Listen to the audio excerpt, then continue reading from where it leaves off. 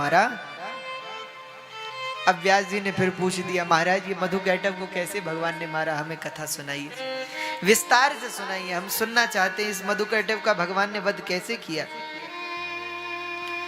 तो अब सुनाने लगे नारद जी। बोले कहते हैं बहुत समय पूर्व की बात है, इस बात तब की है जब ब्रह्मा जी ने सृष्टि करना भी शुरू नहीं किया था, सृष्टि नहीं की थी। कहते हैं उस समय की बात है, दो असुर थे, उन भगवान एक दिन सोए हुए थे और भगवान के कान के मैल से, भगवान विष्णु के कान के मैल से दो असुर प्रकट हुए और उनका नाम हुआ मधु और कैटभ। विष्णु कर्णमलोद्भूतो दानवो मधुकैटभो महाबलौ चतौ दैत्यो विवृद्धौ सागरे जले। दो असुर हो गए भगवान के कान के मैल से प्रकट, उनका नाम मधु और क्या है, कैटभ। अब मधु कैटभ प्रकट हुए, कहते हैं इधर उधर घूमने लगे, देखते हैं चारों ओर जल ही जल, धरती का पता नहीं, क्योंकि उस समय सृष्टि नहीं हुई थी। अब मधु कैटभ ने घूमते घूमते जब भ्रमण करने लगे तो एवं वर्ष सहस्त्रम तु तप्ताम तप महत्तमः। मधु कैटभ ने सोचा हम क्या करें, चलो तपस्या ही कर लेते। तो भगवती के बीज मंत्र का जाप मधु कैटभ करने लगे और बीज मंत्र का जाप करते करते 1000 वर्ष तक मधु कैटभ ने तपस्या की। कहते उनकी तपस्या से प्रसन्ना परमा शक्तिर जाता सा परमा तपो। उनकी तपस्या से प्रसन्न होकर भगवती उनके सामने प्रकट हो गई। मधु कैटभ से कहा मांगो। मधु कैटभ क्या चाहिए? मधु कैटभ ने कहा हे भगवती, हम मरे ही नहीं, अमर हो जाएं, ऐसा वरदान दे दो। मां ने कहा भैया अमर नहीं हो सकते, मरना तो पड़ेगा, कोई और वरदान मांगो। तो मधु कैटभ ने कहा कि इच्छा मृत्यु का वरदान दे दो, जब हम खुद चाहें कि हम मरे तभी मरे, नहीं तो ना मरे। भगवती ने कहा तथास्तु। भगवती अंतर ध्यान हो गई और मधु कैटभ को लगा कि अब तो अमर ही हैं, बोलो कोई मरना चाहेगा दुनिया में? नहीं मरना चाहेगा।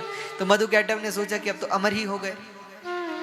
कहते हैं मधु कैटभ भ्रमण करते करते सत्यलोक पहुंच गए ब्रह्मा जी के यहाँ, और ब्रह्मा जी को कमल पर बैठे देखा तो ब्रह्मा जी से कह रहे ब्रह्मा, इतने सुंदर कमल के आसन पर बैठे हो, उतरो इससे, क्योंकि सिंहासन पर बैठने का अधिकार तो बलवान होता है। अब या तो हमसे युद्ध करो या सिंहासन से उतर जाओ। ब्रह्मा जी ने सोचा कि भैया अब इन असुरों से हमें कौन बचाएगा। तब ब्रह्मा जी भगवान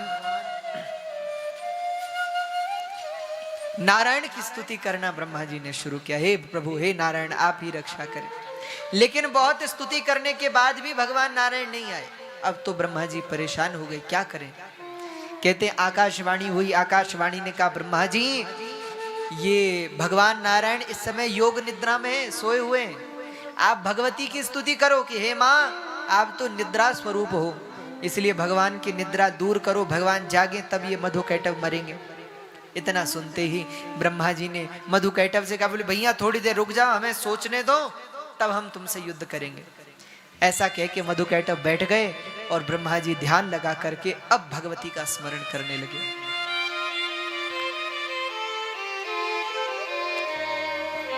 या देवी सर्वभूतेषु निद्रारूपेण संस्थिता नमस्तस्यै नमस्तस्यै नमस्तस्यै नमो नमः। या देवी सर्वभूतेषु शक्तिरूपेण संस्थिता नमस्तस्यै नमस्तस्यै नमस्तस्यै नमो नमः। या देवी सर्वभूतेषु भक्तिरूपेण संस्थिता नमस्तस्यै नमस्तस्यै नमस्तस्यै नमो नमः। हे माँ, तू तो निद्रा रूपेण है, निद्रा के स्वरूप से। हे माँ, भगवान विष्णु को आपने अपनी योग माया के अधीन किया हुआ है, उन्हें निद्रा से मुक्त करो, वो जागें और फिर जाकर के मधुकैटभ का वध करें। भगवती प्रसन्न हो गई। कहते हैं भगवान विष्णु की निद्रा टूट गई और भगवान विष्णु तत्काल ब्रह्मा जी के सामने प्रकट हो गए। ब्रह्मा जी से कहा, बताइए ब्रह्मा जी क्या समस्या हो गई, क्या बात हो गई? तो ब्रह्मा जी ने कहा, प्रभु बात ये हो गई कि ये मधुकैटभ हमसे युद्ध करने को आए, अब हम इनसे नहीं लड़ सकते, आप हमें बचाओ। भगवान ने कहा, चिंता मत करो, हम इनसे युद्ध करेंगे। अब तो मधुकैटभ के साथ भगवान विष्णु युद्ध करने लगे। कहते हैं जब युद्ध करने लगे तो युद्ध चलते चलते भगवान ने 5000 वर्ष तक मधु के साथ युद्ध किया। और जैसे ही मधु को लगा कि अब थकान हो गई है तो वो आराम करने चला गया, कैटभ लड़ने आ गए। अब भगवान ने पुनः 5000 वर्ष तक मधु कैटभ यो शार्धम 5 वर्ष सहस्त्रकम। अब फिर कैटभ आ गया, उससे लड़ने लगे। अब मधु कैटभ तो 2 थे, एक लड़ता है तो दूसरा आराम करता है, और फिर दूसरा आराम करता है तो पहले लड़ने को आ जाता है। लेकिन भगवान तो लगातार लड़ रहे हैं। कहते हैं जब लड़ते लड़ते कई हजार वर्ष हो गए तो भगवान को थकान हो गई, थक गए। न तो मधुकैटभ पराजित होते न भगवान।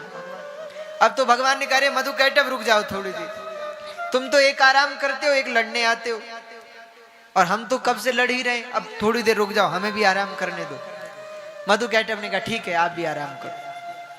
तो भगवान भी बैठ गए, मधुकैटभ भी बैठ गए। भगवान ने सोचा कि इन्हें कैसे मारे, तो भगवती का स्मरण किया, हे माँ, या देवी सर्वभूतेषु बुद्धि रूपेण संस्थिता, नमस्तस्यै नमस्तस्यै नमस्तस्यै नमो नमः। हे माँ, तू तो बुद्धि स्वरूपा है, प्रकट हो, मेरा समाधान कर। कहते हैं भगवान के सामने जगदम्बा प्रकट हो गई। हाँ क्या बात है, विष्णु भगवान से पूछा।